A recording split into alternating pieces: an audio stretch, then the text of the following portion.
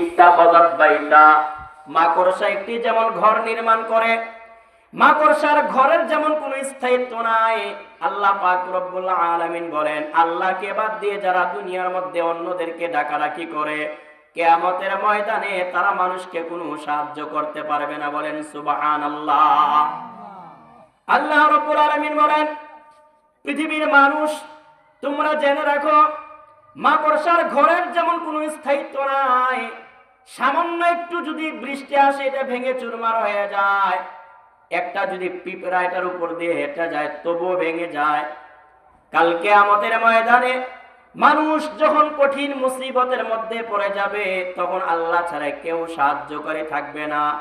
আল্লাহ পাক রব্বুল আলামিন বলেন যারা আল্লাহকে বাদ দিয়ে অন্যদের উপাসনা করে, কিয়ামতের ময়দানে আল্লাহ ছাড়া তাদের কোনো উপায় থাকবে না। বলেন সুবহানাল্লাহ। আল্লাহ ছাড়া কোনো উপায় থাকবে? সবাই বলেন উপায় থাকবে? থাকবে না। এই সূরার মধ্যে মোট আয়াত হচ্ছে 69টি। কয়টি? 69টি। রুকু আছে 7টি। এই সূরাটি 20 নম্বর পারায় অবস্থিত। এই সূরাটি হচ্ছে মাক্কি সূরা। কি সূরা? মাক্কি সূরা। মাক্কি সূরা মানে হচ্ছে রাসূল সাল্লাল্লাহু আলাইহি ওয়াসাল্লামের মক্কার জিন্দেগিতে থাকা অবস্থায় যে সূরাগুলো অবতীর্ণ হয়েছে, মুফাসসিরিনে কেরামের পরিভাষায়, তাফসীরের পরিভাষায় এটাকে বলা হয় মাক্কি সূরা। হিজরতের পরে যে আয়াত বা সূরা অবতীর্ণ হয়েছে, তাফসীরের পরিভাষায় এটাকে বলা হয় মাদানী সূরা। মাক্কি সূরার মধ্যে প্রথমত বৈশিষ্ট্য হলো 3টা। সবাই বলেন কয়টা? সবাই বলেন কয়টা? এই যে আমাদের একটু আগে আলোচনা করলেন মাওলানা মনির হোসেন সাহেব, সূরাতুল ইখলাস যদি কেউ 3 বার পাঠ করে, আল্লাহ পাক রব্বুল আলামিন গোটা কোরআনে কারীম একবার তেলাওয়াত করলে যে নেকি হবে, আল্লাহ পাক তাকে সেই নেকি দান করবেন। বলেন সুবহানাল্লাহ। তাহলে মাক্কি সূরার মধ্যে বৈশিষ্ট্য কয়টা? 3টা। 1 নাম্বার হচ্ছে আল্লাহ পাক রব্বুল আলামিন দুনিয়ার মানুষকে আল্লাহর পরিচয় দেওয়ার জন্য আল্লাহ পাক রব্বুল আলামিন সূরাতুল ইখলাস নাযিল করেছেন। মানুষ যখন আল্লাহর পরিচয় সম্পর্কে জানার জন্য প্রশ্ন করলো, তারা মনে করেছিল আমাদের যেমন সন্তান রয়েছে, তাদের যেমন পরিচয় রয়েছে, ঠিক তদ্রূপ ভাবে আল্লাহ রাব্বুল আলামিনেরও পরিচয় থাকতে পারে। এই জন্য তারা রাসূলের কারীম সাল্লাল্লাহু আলাইহি ওয়াসাল্লামের কাছে প্রশ্ন করেছে আল্লাহর পরিচয় সম্পর্কে। তখন আল্লাহ পাক রব্বুল আলামিন নিজের পরিচয় এইভাবে তুলে ধরেছেন সূরাতুল ইখলাসের মধ্যে। বলেন সুবহানাল্লাহ। মাক্কি সূরার 1 নম্বর বৈশিষ্ট্য হচ্ছে তাওহীদ। 1 নম্বর বৈশিষ্ট্য কি? তাওহীদ। তাওহীদ মানে একত্ববাদ। আল্লাহ ছাড়া কোনো উপাস্য নাই, আল্লাহ হচ্ছেন এক অদ্বিতীয়। এটার উপাসনার নাম হচ্ছে তাওহীদ। 2 নম্বর মাক্কি সূরার বৈশিষ্ট্য হচ্ছে আল্লাহ পাক রব্বুল আলামিন দুনিয়ার জিন্দেগিটা শেষ করে দিবেন না, মানুষের হিসাব নিকাশের জন্য আল্লাহ পাক রব্বুল আলামিন পরকালের জিন্দেগি নির্ধারণ করে দিয়েছেন। এই জন্য মাক্কি সূরার 2 নম্বর আলোচনার বিষয় হচ্ছে আখিরাত। বলেন সুবহানাল্লাহ। তার কারণ হচ্ছে মক্কার কাফেররা আল্লাহ পাক রব্বুল আলামিনকে তো অস্বীকার করতই, নবীকে তো অস্বীকার করতই। তারা পরকাল বলতে কোনো কিছু বিশ্বাস করত না। পরকালে মৃত্যুর পরে আল্লাহর সামনে দাঁড়িয়ে তোমাকে হিসাব দিতে হবে, তারপরে তোমার জন্য জাহান্নাম রয়েছে, জান্নাত রয়েছে। এই বিষয়গুলোকে কাফেররা ঠাট্টা বিদ্রুপ মনে করত আর অস্বীকার করত।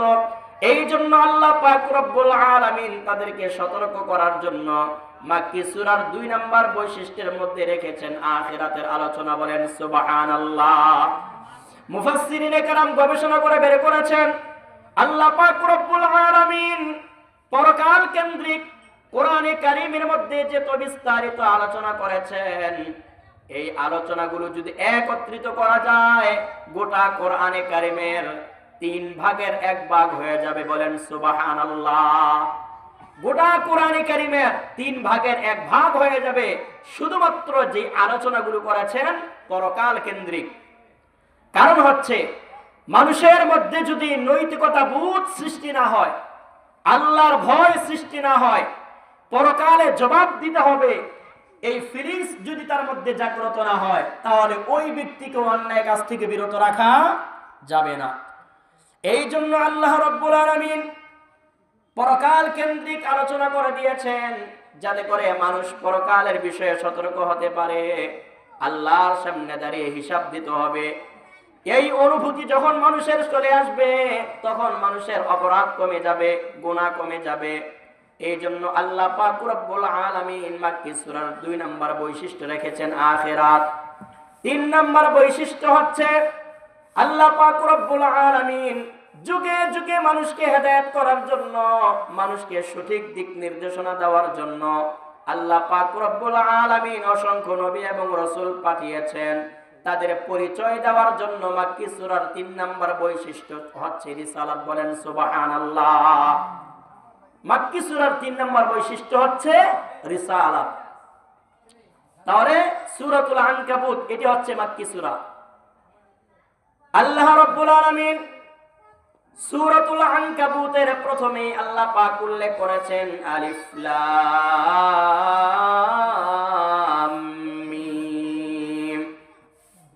মুফাসসিরিনে কেরাম বলেছেন কোরআনে কারীমের বিভিন্ন সূরার শুরুতে আলিফ লাম মিম তাসিন ইয়াসিন নুন কফ এই যে বিচ্ছিন্ন অক্ষরগুলো রয়েছে, মুফাসসিরিনে কেরাম বলেছেন এই অর্থটা একমাত্র আল্লাহ ছাড়া কেউ বলতে পারবে না। বলেন সুবহানাল্লাহ। আলিফ লাম মিম এগুলোর অর্থ একমাত্র আল্লাহই ভালো জানে, আল্লাহ ছাড়া এগুলোর অর্থ কেউ বলতে পারবে না। এরপরে আল্লাহ রাব্বুল আলামিন পৃথিবীর মানুষকে সতর্ক করে দিয়েছেন। মানুষ কি মনে করে নিয়েছে? আহাসিবান নাসু আইয়ুতরাকু আইয়াকুলু আমান্না ওয়া হুম লা ইফতানুন। আল্লাহ রাব্বুল আলামিন বলেন পৃথিবীর মানুষ কি মনে করেছে আমি তাদেরকে সৃষ্টি করেছি, আর দুনিয়ার মধ্যে তারা আসবে, আসার পরে তারা বলবে আমরা আল্লাহর উপর ঈমান এনেছি, আর আল্লাহ পাক রব্বুল আলামিন তাদেরকে কোনো পরীক্ষা করবেন না। এটা হতে পারে না। আল্লাহ রব্বুল আলামিন বলেন শুধু এই কথা বললেই হবে না, আমরা আল্লাহর উপর ঈমান এনেছি আর আল্লাহ আমাদেরকে ছেড়ে দিবেন পরীক্ষা ছাড়া। আল্লাহ পাক রব্বুল আলামিন বলেন তোমাদের পূর্ববর্তী যারা রয়েছে তাদেরকে আমি পরীক্ষা করেছি, সুতরাং ঈমানের উপর অবিচল থাকার জন্য তোমাদেরকেও আল্লাহ পাক পরীক্ষা করবেন। এই জন্য আল্লাহ পাক রব্বুল আলামিন দুনিয়ার মধ্যে মুমিনদেরকে পরীক্ষা করে থাকেন। বলেন সুবহানাল্লাহ। আল্লাহর নবী সাল্লাল্লাহু আলাইহি ওয়াসাল্লাম জানিয়েছেন পৃথিবীর মধ্যে সবচাইতে বেশি পরীক্ষার সম্মুখীন হয়েছেন নবীগণ, তারপরে সিদ্দিকগণ। আল্লাহ পাক রব্বুল আলামিন কোরআনে কারীমের মধ্যে একটি উদাহরণ পেশ করে দিয়েছেন, যারা আল্লাহর সঙ্গে নবীর সঙ্গে সম্পর্ক রাখতে চায়। আল্লাহ রাব্বুল আলামিন কোরআনে কারীমে তাদের পরিচয় তুলে ধরেছেন এভাবে ওয়া মাইয়ুতিইল্লাহা ওয়ার রাসূলা ফাউলাইকা মাআল্লাযীনা আন'আমাল্লাহু আলাইহিম মিনান নাবিয়্যিনা ওয়াস-সিদ্দীকিনা ওয়াশ-শুহাদাই ওয়াস-সালিহিন। আল্লাহ রাব্বুল আলামিন বলেন পৃথিবীর মধ্যে যারা নবীর সঙ্গে সম্পর্ক ভালো রাখবে, শহীদদের সাথে যদি তাদের সম্পর্ক ভালো থাকে, আল্লাহ পাক বলেন কিয়ামতের ময়দানে তাদের কোনো পেরেশানি থাকবে না। আল্লাহ পাক রব্বুল আলামিন কাল কিয়ামতের ময়দানে তাদের হাসর করবেন নবীর সঙ্গে। বলেন সুবহানাল্লাহ। দুনিয়ার মধ্যে যদি আল্লাহর নবীর সম্পর্ক আমাদের মধ্যে ভালোবাসা তৈরি হয়ে যায়, দুনিয়ার মধ্যে যদি রাসূলের ভালোবাসা আমাদের মধ্যে তৈরি হয়ে যায়, আল্লাহর আনুগত্য যদি আমাদের মধ্যে চলে আসে, নবীর আনুগত্য যদি আমাদের মধ্যে চলে আসে, তাহলে আল্লাহ পাক রব্বুল আলামিন কাল কিয়ামতের ময়দানে আমাদের হাসর করবেন নবীর সঙ্গে। বলেন সুবহানাল্লাহ। কিয়ামতের ময়দানে আমাদের কোনো ভয় থাকবে না, কোনো চিন্তা থাকবে না, আমাদের হাসর হবে কার সঙ্গে? নবীর সঙ্গে। আচ্ছা বলেন, নবীর সাথে যদি আমাদের সম্পর্ক থাকে, পরকালে কোনো ভয় আছে? কোনো ভয় নাই। এই জন্য সাহাবায়ে কেরাম জিজ্ঞেস করলেন ইয়া রাসূলুল্লাহ, দুনিয়ার মধ্যে আপনাকে না দেখলে আমাদের ভালো লাগে না, যখন মনের মধ্যে পেরেশানি থাকে বাড়ি থেকে আপনার কাছে চলে আসি, আপনার চেহারা দেখার পরে আমাদের মন থেকে কষ্ট দূর হয়ে যায়। হে আল্লাহর নবী, পরকালে আপনার দরজা থাকবে জান্নাতের একেবারে উঁচু স্থানে, আর আমরা থাকবে একবারে নিম্ন স্তরে। পরকালে যদি আমাদের মনটা পেরেশান হয়ে যায়, তখন আমরা কিভাবে আমাদের মনটা আনন্দিত করব? আল্লাহ রাব্বুল আলামিন তখন এই আয়াত নাযিল করে জানিয়ে দিলেন, দুনিয়ার মধ্যে যাদের সম্পর্ক নবীর সাথে হবে, যাদের আনুগত্য নবীর হবে, আল্লাহ পাক রব্বুল আলামিন কাল কিয়ামতের ময়দানে তাদের হাসর করবেন নবী, সিদ্দিক, শুহাদাদের সাথে। বলেন সুবহানাল্লাহ। পরকালে তাদের কোনো ভয় থাকবে না। আল্লাহ রাব্বুল আলামিন বলেন, উল্লাহ বিতু মিনহা জামিআ ফাইম্মা ইয়াতিয়ান্নাকুম মিন্নি হুদান ফামান তাবিআ হুদায়া ফালা খাউফুন আলাইহিম ওয়ালা হুম ইয়াহজানুন।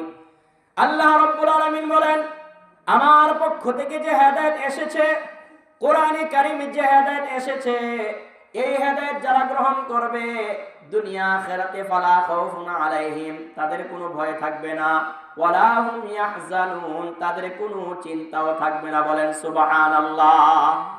যারা আল্লাহর হেদায়েতকে গ্রহণ করবে, আল্লাহর নির্দেশিত পথে চলবে, আল্লাহ পাক বলেন তাদের দুনিয়াতে কোনো ভয় নাই, পরকালে কোনো চিন্তাও থাকবে না। বলেন সুবহানাল্লাহ।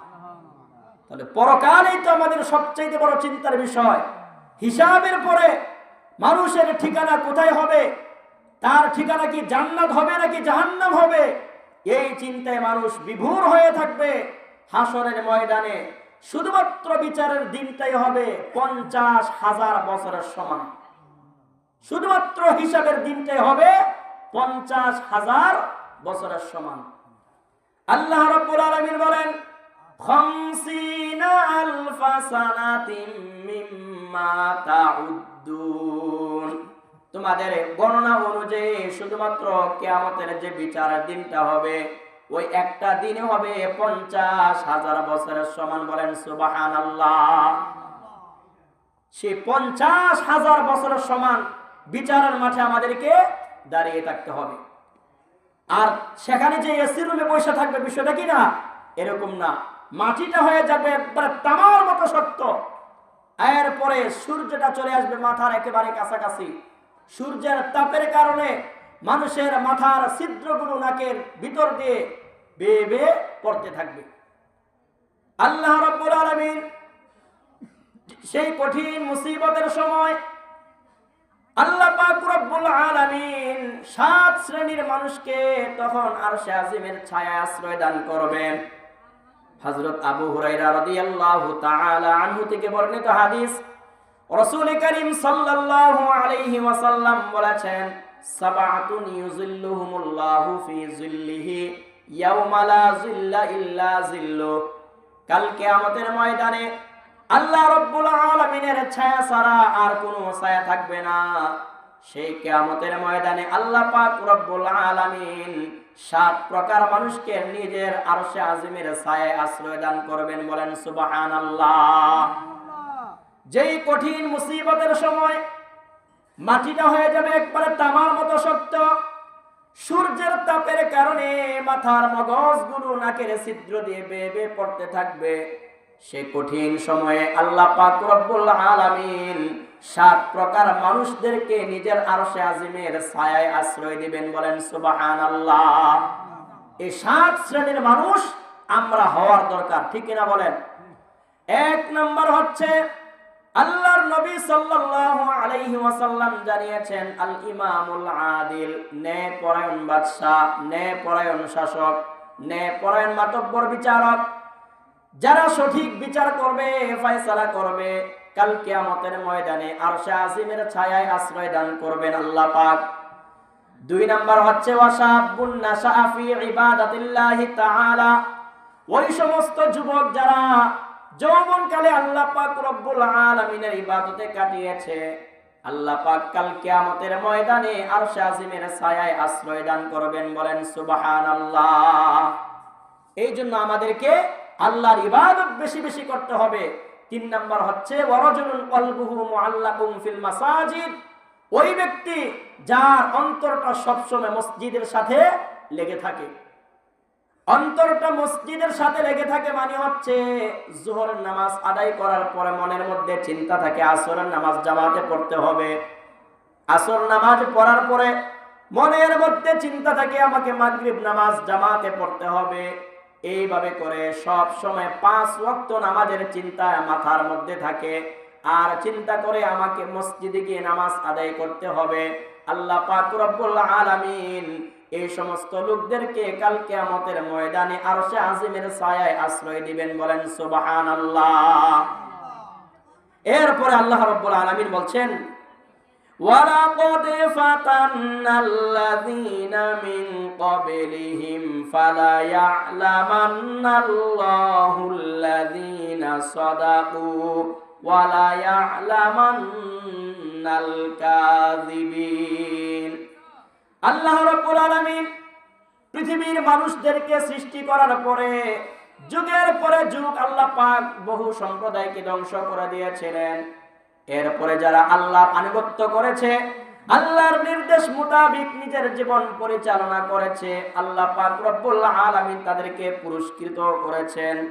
আল্লাহ তাআলা বলেন তোমাদের পূর্বে যারা ছিল আমি তাদেরকে পরীক্ষা করেছি, আর যারা মিথ্যাবাদী ছিল, নিজের দাবিতে যারা সত্যবাদী ছিল, আল্লাহ পাক রব্বুল আলামিন এই বিষয়টা অবশ্যই জেনে নেবেন, বলেন সুবহানাল্লাহ।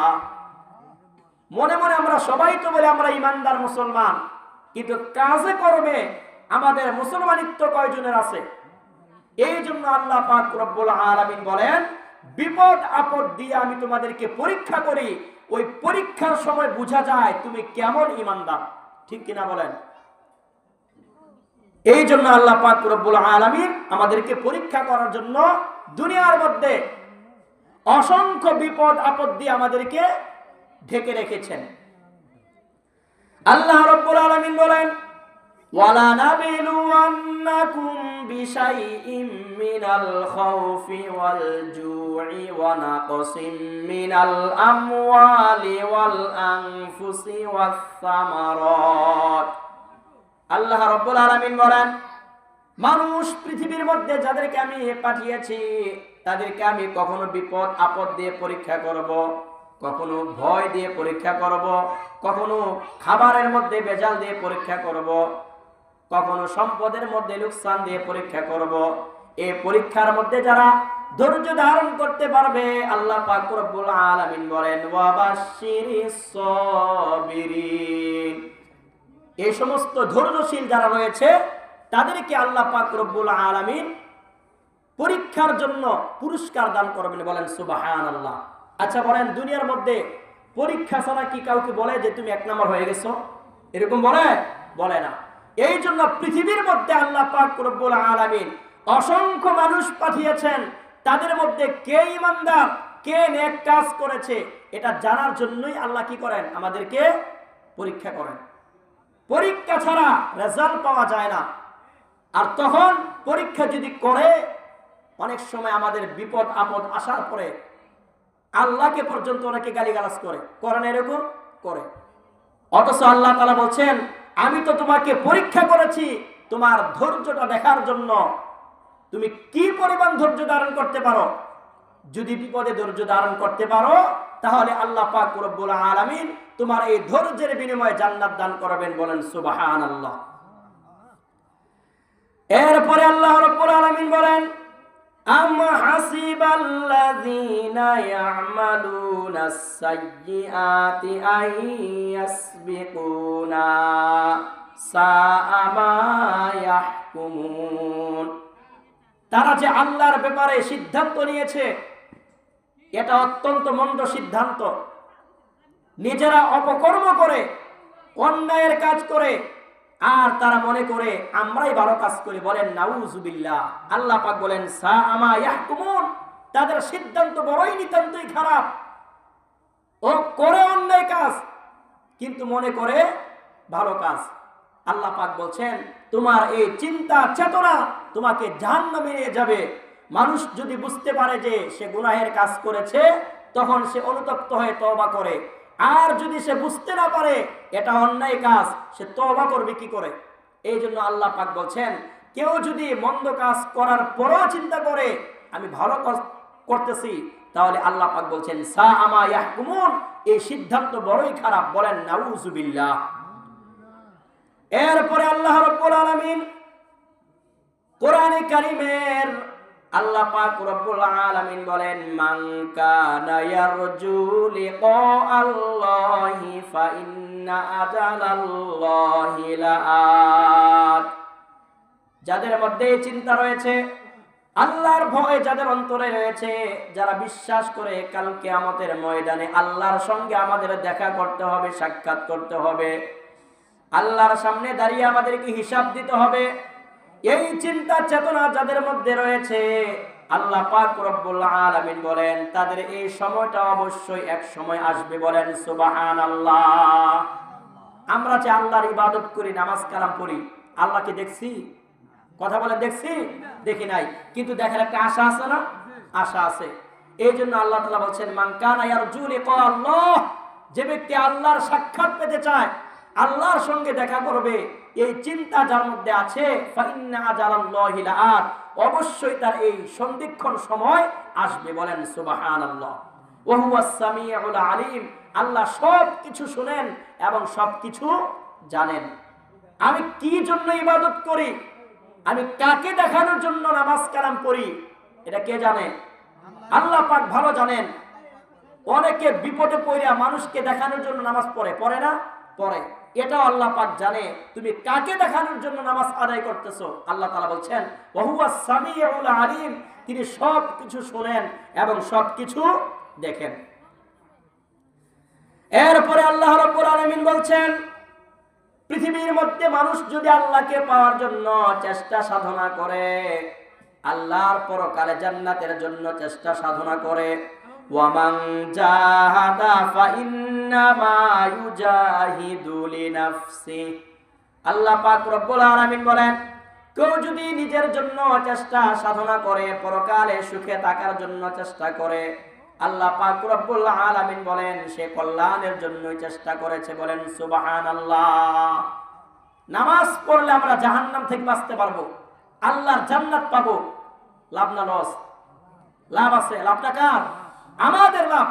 আল্লাহ পাক বলছেন যে ব্যক্তি নিজের জন্য কল্যাণের চেষ্টা করে, ওই ব্যক্তি তো প্রকৃত অর্থে নিজের কল্যাণই চেষ্টা করলো। আল্লাহ পাক বলেন সে নিজের জন্য চেষ্টা করেছে, আমার ইবাদত বন্দেগী করেছে, আমি তার উপকারের জন্য জান্নাত দিয়ে দিব। বলেন সুবহানাল্লাহ।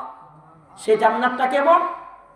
আল্লাহর নবী সাল্লাল্লাহু আলাইহি ওয়াসাল্লাম হাদিসের মাধ্যমে জানিয়েছেন, হাদিসে কুদসির মধ্যে এসেছে, আল্লাহ তাআলা বলেন আ'দাতু লিইবাদিয়াস সালিহিনা মা লা আইনুন রাআত।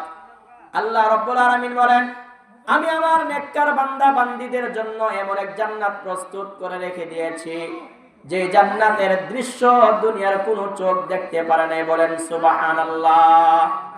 ওয়ালা উযুনুন সামিআত, এবং কোনো কান শুনতে পারে নাই, ওয়ালা খাতারা আলা কলবি বাশারিন, এবং কোন মানুষের হৃদয়ে সেই জান্নাতের কল্পনাও করতে পারে নাই। আল্লাহ পাক রব্বুল আলামিন সেই নিয়ামত জান্নাত দান করবেন। বলেন সুবহানাল্লাহ। এমন এক জান্নাত আমাদেরকে দান করবেন যেই জান্নাতের দৃশ্য দুনিয়ার কেউ দেখে নাই, দুনিয়ার কোন কান শ্রবণ করে নাই, দুনিয়ার কোন অন্তর সেটাকে কল্পনা করে শেষ করতে পারবে না। এরপরে আল্লাহ রাব্বুল আলামিন বলছেন ইন্নাল্লাহা লাগানিয়্যুন আনিল আলামিন, আল্লাহ পাক রব্বুল আলামিন বিশ্ববাসী থেকে অমুখাপেক্ষী। আল্লাহর কোন জিনিসের কি নাই? প্রয়োজন নাই। সবাই হলেন আল্লাহর মুখাপেক্ষী, আর আল্লাহ তাআলা হলেন সবকিছুর অমুখাপেক্ষী। এই জন্য আল্লাহ রাব্বুল আলামিন বলেন নেকির কাজ করতে গিয়ে তোমাদের দ্বারা যে অন্যায়গুলো হয়ে যায়, আল্লাহ তাআলা বলেন ওয়াল্লাযীনা আমানু ওয়া আমিলুস সলিহাতি লানুকাফফিরান্না আনহুম। আল্লাহ রাব্বুল আলামিন বলেন নেকির কাজ করতে গিয়ে তোমাদের দ্বারা যদি কোনো অন্যায় হয়ে যায়, যারা আল্লাহর উপর ঈমান আনয়ন করেছে, এরপরে নেক কাজ করেছে, আল্লাহ পাক রব্বুল আলামিন বলেন তাদের অতীতের জীবনের গুনাহগুলি আমি ক্ষমা করে দিলাম। বলেন সুবহানাল্লাহ। যারা আল্লাহর উপর ঈমান এনেছে, নেক কাজ করেছে, আল্লাহ তাআলা বলেন আমি তাদের জীবনের গুনাহগুলো ক্ষমা করে দিলাম। বলেন সুবহানাল্লাহ। আল্লাহ যদি আমাদের গুনাহ ক্ষমা করে দেয়, কোনো ভয় আছে? কোনো ভয় নাই, জান্নাতে চলে যাব। বলেন সুবহানাল্লাহ। এরপরে আল্লাহ রাব্বুল আলামিন বলেছেন নেক কাজ করার কারণে দুনিয়ার মধ্যে যে কষ্ট করেছে, বিপদ আপদের সম্মুখীন হয়েছে, ওয়ালা নাজজিয়ান্নাহুম আহসানাল্লাযী কানু ইয়ামালুন। আল্লাহ পাক রব্বুল আলামিন বলেন তারা যে দুনিয়ার মধ্যে নেকির কাজ করেছে, এই নেকির জন্য আল্লাহ পাক তাদেরকে উত্তম বিনিময় দান করবেন। আল্লাহ পাক বলেন নেকির কাজ করার কারণে এমন না যে তুমি এমনি করলা তার কোনো বেনিফিট তুমি পাইবা না, বিষয়টা এমন না। আল্লাহ পাক রব্বুল আলামিন বলেছেন তুমি যে নেকির কাজ করেছো এই জন্য আল্লাহ পাক তোমাকে পুরস্কার দান করবেন। বলেন সুবহানাল্লাহ। এই যে আমরা নামাজ আদায় করি, নামাজ আদায় করার পরে মনের মধ্যে আমাদের একটা সন্দেহ হতে পারে, এই যে নামাজ আদায় করলাম, নামাজটা হইল কি হইল না, এরকম একটা সন্দেহ আছে না? আল্লাহর নবী সাল্লাল্লাহু আলাইহি ওয়াসাল্লাম বলেছেন তুমি যদি কাউকে নামাজের দাওয়াত দাও, তোমার দাওয়াত পেয়ে যদি ওই ব্যক্তি নামাজ আদায় করে, তোমার নামাজ কবুল হোক বা না হোক, ওই ব্যক্তির নামাজ আল্লাহ পাক কবুল করবেন। বলেন সুবহানাল্লাহ। এই জন্য নিজে নামাজ পড়তে হবে এবং পরিবারে যারা রয়েছে তাদেরকেও নামাজের দাওয়াত দিতে হবে। আল্লাহ রাব্বুল আলামিন পৃথিবীর মানুষদেরকে জানিয়ে দিয়েছেন সব কিছুর ইবাদত মূলত তুমি যে করলা আল্লাহকে খুশি করার জন্য, আল্লাহ পাক রব্বুল আলামিনের জান্নাত পাওয়ার জন্য। আল্লাহ রব্বুল আলামিন বলেন যাদের মাধ্যমে তুমি দুনিয়ার মধ্যে আসলা তাদের সঙ্গে তোমার ভালো ব্যবহার করতে হবে। বলেন সুবহানাল্লাহ। ওয়াসাইনাল ইনসানা বিওয়ালিদাইহি হুসনা। আল্লাহ পাক রব্বুল আলামিন বলেন দুনিয়ার সমস্ত মানুষদেরকে আমি হুকুম দিয়েছি তারা যেন তাদের বাপ মার সঙ্গে ভালো ব্যবহার করে। তুমি যতই ইবাদত করো, বন্দেগী করো, নামাজ কালাম পড়ো, কিন্তু বাবা মা যদি তোমার উপর রাজি না থাকে ওই ইবাদত দিয়ে কোনো কাজ হবে না। এই জন্য আল্লাহর নবী সাল্লাল্লাহু আলাইহি ওয়াসাল্লাম জানিয়েছেন রিদর রব্বি রিদল ওয়ালিদাইন, আল্লাহর সন্তুষ্টি, আল্লাহর রাজি খুশি হচ্ছে বাবা মার সন্তুষ্টির উপরে। কোন সন্তানের উপর যদি বাবা মা সন্তুষ্ট থাকে আল্লাহ পাক রব্বুল আলামিন ওই সন্তানের উপর সন্তুষ্ট। বলেন সুবহানাল্লাহ। যেই সন্তান মনে করেছে আমি তো নামাজ কালাম করি, আমি তো আল্লাহর ইবাদত বন্দেগী করি, কিন্তু বাবা মার সঙ্গে ভালো ব্যবহার করে না, বাবা মার খোঁজ খবর নেয় না, আল্লাহর নবী জানিয়েছেন ওই ব্যক্তি যতই ইবাদত বন্দেগী করুক কোনো কাজে আসবে না। বাবা মার সঙ্গে যদি খারাপ ব্যবহার করে আর নিজে নিজে যতই হজ করুক, যতই নামাজ আদায় করুক, ওই নামাজে কোনো কাজে আসবে না। আল্লাহ তাআলা বলছেন ওয়াসাইনাল ইনসানা বিওয়ালিদাইহি, আমি দুনিয়ার সমস্ত মানুষকে এই নির্দেশ দিয়েছি তোমরা তোমাদের পিতামাতার সঙ্গে ভালো ব্যবহার করো। এমনকি ওয়াইন জাহাদাকা লিতুশরিকা বিমা লাইসা লাকা বিহি ইলম। আল্লাহ রাব্বুল আলামিন বলেন পৃথিবীর মানুষ তোমরা তোমাদের বাপ মার সঙ্গে ভালো আচরণ করো। বাপ মা যদি তোমাদেরকে এমন বিষয় আদেশ করে যে ব্যাপারে তোমাদের কোনো জ্ঞান নাই আর আল্লাহর সঙ্গে শিরিক করতে বলে, ওই ব্যাপারটা করা যাবে না। কিন্তু বাপ মা যদি অমুসলিম হয় বাপ মার আনুগত্য করা লাগবে। বলেন সুবহানাল্লাহ। বাবা মা যদি হিন্দু হয় সন্তানের দায়িত্ব হচ্ছে বাবা মার সেবা করা, বাবা মার সাথে খারাপ ব্যবহার করা যাবে না। এই জন্য আল্লাহর নবী সাল্লাল্লাহু আলাইহি ওয়াসাল্লাম জানিয়েছেন বাবা মা যদি তোমার উপর অসন্তুষ্ট থাকে তুমি যতই ইবাদত বন্দেগী করো ওই ইবাদত কাজে আসবে না। ফালা তুতিউহুমা, তারা যদি আল্লাহর সঙ্গে শিরিক করতে বলে ওই সময় তাদের ইবাদত করা যাবে না, তাদের হুকুম মানা যাবে না। তোমরা জেনে রাখো ইলাইয়া মারজিউকুম ফাউনাব্বিউকুম বিমা কুনতুম তা'মালুন, শেষ মেশ তোমরা আমার কাছেই ফিরে আসতে হবে। আমরা কার কাছে যেতে হবে? আল্লাহর কাছেই যেতে হবে। এই জন্য মানুষ যখন মারা যায় তখন আমরা কি করি? ইন্না লিল্লাহি ওয়া ইন্না ইলাইহি রাজিউন। আল্লাহ, এক সময় আমরা তোমার কাছেই ছিলাম, এখন আছি, এরপরে আবার শেষ গন্তব্য তোমার কাছেই যেতে হবে। ওয়া ইন্না ইলাইহি রাজিউন, তোমার কাছেই আমাদেরকে যেতে হবে। এই দুনিয়াটা থাকার জায়গা না। 60, 70, 80, 100 বছর জিন্দেগি, এটা পার হয়ে যাবে, কিন্তু এই জিন্দেগির মধ্যে আপনি আমি আল্লাহর কি ইবাদত করলাম এটা আমার পরকালে কাজে লাগবে।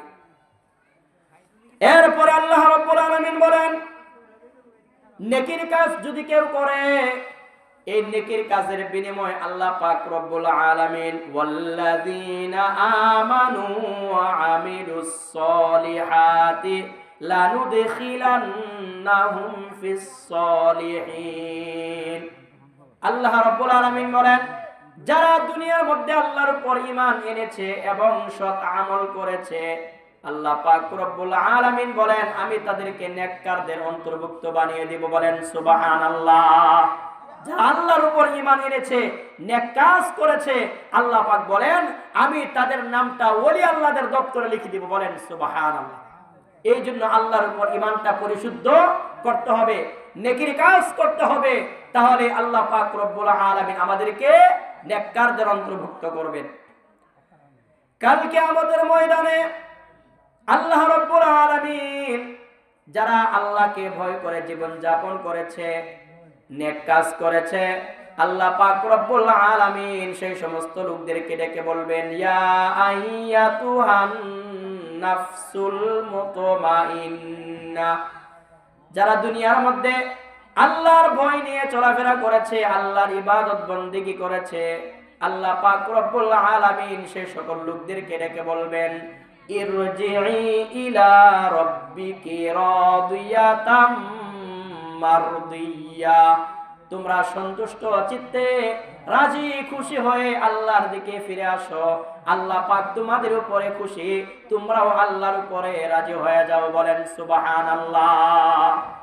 যারা নেক কাজ করবে, ঈমান আনবে, আল্লাহ তাদের উপর খুশি এবং তারাও আল্লাহর উপর খুশি। বলেন সুবহানাল্লাহ।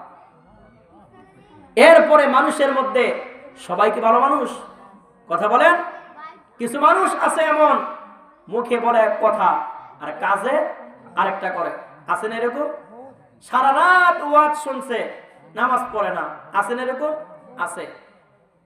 এরপরে যখন বিপদ আপদ আসে তখন চিন্তা করে, আল্লাহর উপর যদি আমি ঈমান না আনতাম হয়তো আমার এই বিপদ আসতো না। বলেন নাউযুবিল্লাহ। আল্লাহ রাব্বুল আলামিন তাদের উদাহরণটা এভাবে তুলে ধরেছেন। আল্লাহ রাব্বুল আলামিন বলেছেন, ওয়া মিনান নাসি মান ইয়াকুলু আমান্না বিল্লাহি ফাইযা উযিয়া ফিল্লাহ।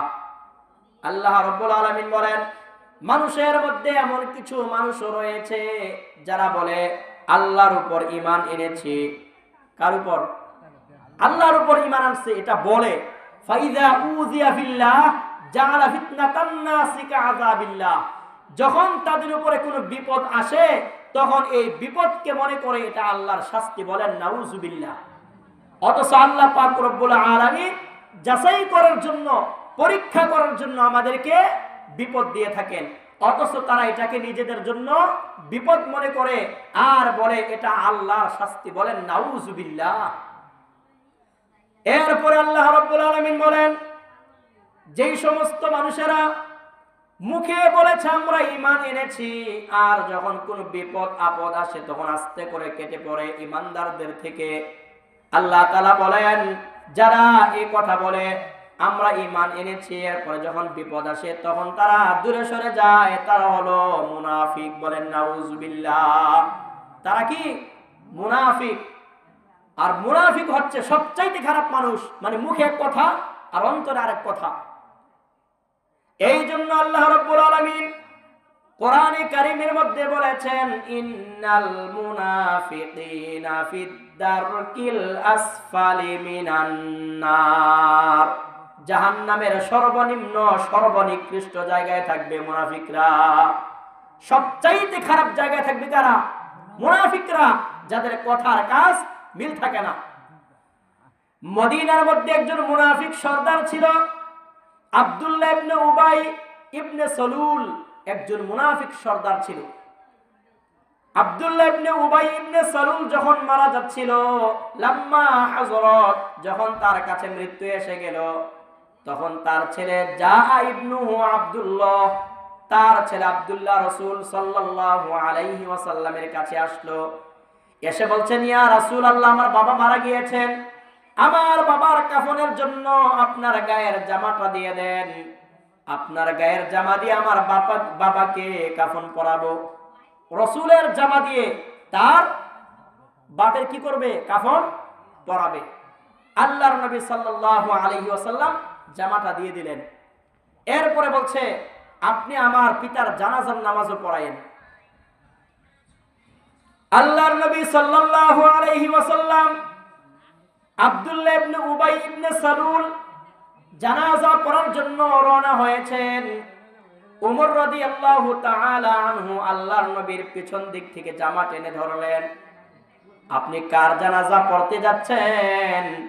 এই ব্যক্তি মুনাফিক সর্দার, সারাটা জীবন আপনার বিরোধিতা করেছিল, সারা জীবন আপনার বিরোধিতা করছে, আর আপনি এখন তার জানাজা পড়াইতে যাচ্ছেন? আল্লাহর নবী সাল্লাল্লাহু আলাইহি ওয়াসাল্লাম বললেন, উমর, আমাকে ছেড়ে দাও, এখনো পর্যন্ত আল্লাহ আমাকে নিষেধ করে নাই, আমাকে ইখতিয়ার দিয়েছেন, এখনো আল্লাহ আমাকে নিষেধ করে নাই। উমর রাদিয়াল্লাহু আনহু ছেড়ে দিলেন। আল্লাহর নবী আব্দুল্লাহ ইবনে উবাই ইবনে সালুল তার জানাজার নামাজ পড়ালেন। এরপরে আল্লাহ পাক রব্বুল আলামিন চূড়ান্ত ভাবে আয়াত নাযিল করে জানিয়ে দিলেন, ওয়ালা তুসাল্লি আলা আহাদিম মিনহুম মাতা আবাদা ওয়ালা তাকুম আলা কবরি। আল্লাহ রাব্বুল আলামিন কোরআনে কারীমের আয়াত নাযিল করে জানিয়ে দিলেন, আল্লাহর সঙ্গে যারা বিদ্রোহ পোষণ করেছে, রাসূলের সঙ্গে যারা বিদ্রোহ করেছে, তাদের জানাজার নামাজ আপনি কখনো পড়াইবেন না। আব্দুল্লাহ ইবনে উবাই সারাটা জীবন রাসূলের বিরোধিতা করেছে, গোপনে গোপনে। রাসূলের সামনে আসলে ভালো, কিন্তু গিয়ে কি করত? গোপনে রাসূলের বিরোধিতা করত। এই জন্য তাকে বলা হয়ে থাকে রাইসুল মুনাফিকিন। সমস্ত মুনাফিকদের সর্দার হলো আব্দুল্লাহ ইবনে উবাই। বলেন নাউজুবিল্লাহ।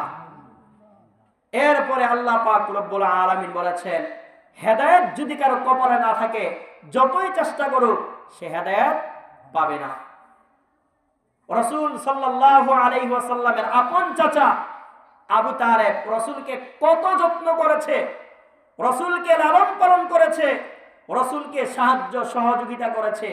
ওই আবু তালেবের যখন মৃত্যুর সময় হয়ে গেল, আল্লাহর নবী সাল্লাল্লাহু আলাইহি ওয়াসাল্লাম আবু তালেবের মাথার কাছে আসলেন। আসার পরে বলছেন, ইয়া আম্মি কুল লা ইলাহা ইল্লাল্লাহ কালিমাতান আশহাদু লাকা বিহা ইনদাল্লাহ। হে আমার প্রিয় চাচা আবু তালেব, মৃত্যুর সময় আপনি শুধু বলেন লা ইলাহা ইল্লাল্লাহ। লা ইলাহা ইল্লাল্লাহ যদি বলেন, আল্লাহ রাব্বুল আলামিনের সঙ্গে আপনার ব্যাপারে আমি সুপারিশ করে জান্নাতের ব্যবস্থা করে দিব। বলেন সুবহানাল্লাহ।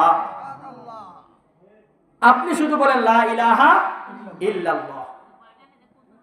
এরপরে আবু তালেবের সামনে বসা ছিল আবু জাহেল। ভালো মানুষ না খারাপ মানুষ? খারাপ মানুষ। আচ্ছা, খারাপ মানুষ যদি কাছে থাকে ভালো কাজ করা যায়? করা যায় না।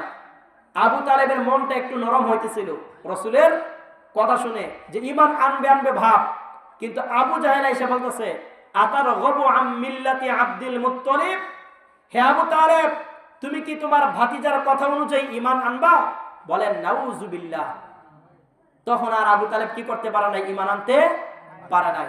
ঈমান না আনা অবস্থায় মউত এসে গেছে। আল্লাহ রাব্বুল আলামিন সঙ্গে সঙ্গে জিবরাইল আলাইহিস সালামকে কোরআনে কারীমের আয়াত দিয়ে পাঠিয়ে দিলেন, ইন্নাকা লা তাহদি মান আহবাবতা ওয়ালাকিন্নাল্লাহা ইয়াহদি মান ইয়াশা ওয়া হুয়া আ'লামু বিল মুহতাদিন। আল্লাহ রাব্বুল আলামিন বলেন, হে নবী, তুমি যাকে পছন্দ করো, তুমি যাকে ভালোবাসো, তুমি চাইলে তাকে হেদায়েত দিতে পারবে না।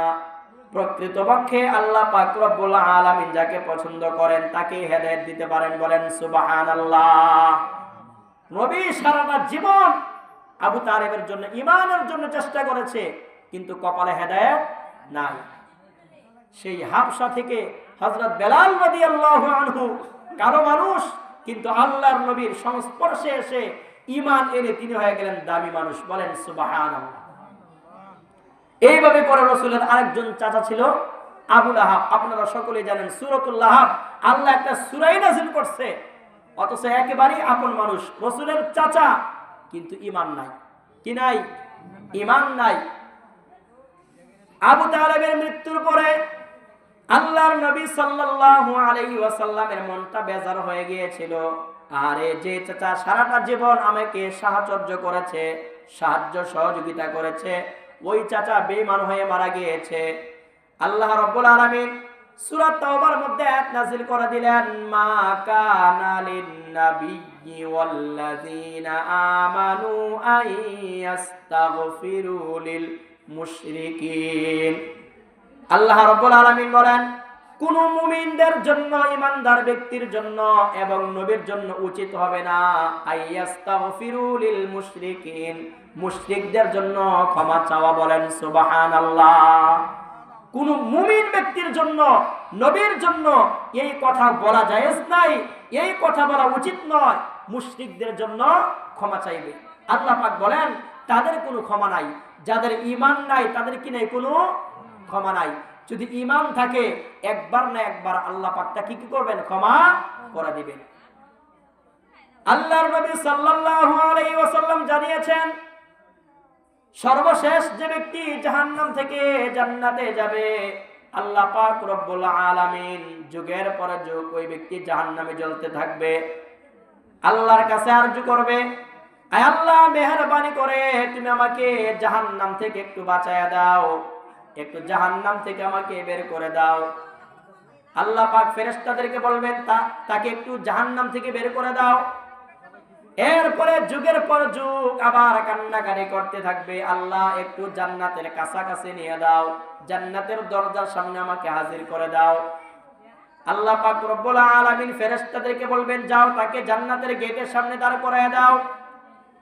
ওই ব্যক্তি আবারও কান্নাকাটি করবে, আয় আল্লাহ, জান্নাতের গেটের মধ্যে দাঁড়াইয়া জান্নাতের দৃশ্যটা ভালোভাবে দেখা যায় না, একটু মেহেরবানি করে আমাকে জান্নাতের ভিতরে প্রবেশ করায় দাও।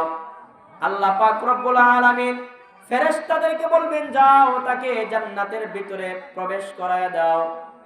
ওই ব্যক্তি বলবে, আল্লাহ, জান্নাতের ভিতরে আমাকে প্রবেশ করাইলা, এখন জান্নাতের ভিতরে কত তোমার নাজ ও নিয়ামত রয়েছে, আমাকে যদি একটু খেতে দিতা।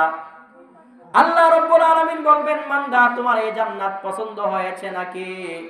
ওই ব্যক্তি বলবে, আল্লাহ, আমার তো জান্নাত পছন্দ হয়েছে, কিন্তু আমি তো আমল করি নাই, জান্নাত পাবো কি করে? আল্লাহ পাক রব্বুল আলামিন বলবেন, যাও, তোমার এই জান্নাত নয়, 10টা দুনিয়ার সমপরিমাণ আমি তোমাকে একটা জান্নাত দিয়ে দিলাম। বলেন সুবহানাল্লাহ। শুধুমাত্র ঈমানের কারণে। কিসের কারণে? ঈমানের কারণে। হাসরের ময়দানে এক ব্যক্তির 99টা গুনাহ থাকবে, আরেক ব্যক্তির 99টা নেকির কাজ থাকবে, একটা শুধুমাত্র নেকি নাই। দুই ব্যক্তিকে আল্লাহ পাক বলবেন, 99টা গুনাহ, তোমার তো কোনো উপায় নাই, তোমাকে এখন জাহান্নামে যাওয়া লাগবে। ওই ব্যক্তি এক কোনায় বসে বসে কাঁদতেছে, আর যার 99টা নেকির কাজ, মাত্র একটা গুনাহের কাজ। আল্লাহ পাক রব্বুল আলামিন বলছেন, তোমার এখন উপায় হবে কি? যে ব্যক্তির 99টা গুনাহের কাজ, মাত্র একটি নেকির কাজ, আর যে ব্যক্তির 99টা নেকির কাজ, একটা গুনাহের কাজ, আল্লাহ পাক বলেছেন, একটা নেকি নিয়ে আসো। কি নিয়ে আসো? একটা নেকি নিয়ে আসো। তখন ওই ব্যক্তি দৌড়াইয়া আত্মীয় স্বজনের কাছে যাবে, বাবা মার কাছে যাবে, কেউ তাকে একটা নেকি দিবে না। কিন্তু শেষ পর্যন্ত যার 99টা গুনাহ, মাত্র একটা নেকি, এক কোণা বসে বসে কাঁদতেছে, তখন তার কাছে যাবে। তখন গিয়ে বলবে, ভাই তুমি কাঁদো কেন? তখন বলবে, আমার তো 99টাই গুনাহ, একটা মাত্র নেকি, আমার তো জান্নাতে যাওয়ার কি নেই, কোনো সুযোগ নাই। ওই ব্যক্তি বলবে তোমার কি অবস্থা? তখন ওই ব্যক্তি বলবে আমার তো 99টা ভালো কাজ, মাত্র একটা গুনাহ কাজ, একটা নেকির দরকার। ওই গুনাহগার ব্যক্তি, যে ব্যক্তি 99টা গুনাহ, সে ব্যক্তি বলবে আমার তো জান্নাতে যাওয়ার কোনো চান্স নাই, তুমি মাত্র একটা নেকির জন্যই জান্নাতে যাইতে পারো না, আর আমার তো 99টা গুনাহ, আমি কিভাবে জান্নাতে যাব? সুতরাং আমি মরছি তো মরছি, আমার একটা নেকি আছে, এই নেকিটা তুমি আল্লাহর নিয়ে হাজির করো। বলেন সুবহানাল্লাহ। ওই ব্যক্তি একটি নেকি নিয়ে আল্লাহ রাব্বুল আলামিনের কাছে পেশ করবেন। আল্লাহ পাক রব্বুল আলামিন জিজ্ঞেস করবেন এই নেকি পাইলা কোথায়? ওই ব্যক্তি বলবে আল্লাহ একটা নেকির জন্য আমি আমার আত্মীয় স্বজনের কাছে গিয়েছিলাম, বাবা মার কাছে গিয়েছিলাম, কেউ একটা নেকি দেয় নাই।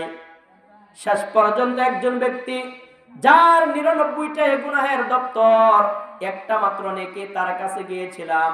ওই ব্যক্তি বলল আমার অন্তত যাইতে পারি বা না পারি, তুমি আমার নেকিটা নিয়ে জান্নাতে চলে যাও। আল্লাহ রাব্বুল আলামিন বলবেন ওই ব্যক্তির নেকি নিয়ে তুমি জান্নাতে যাইবা, এটা তো হতে পারে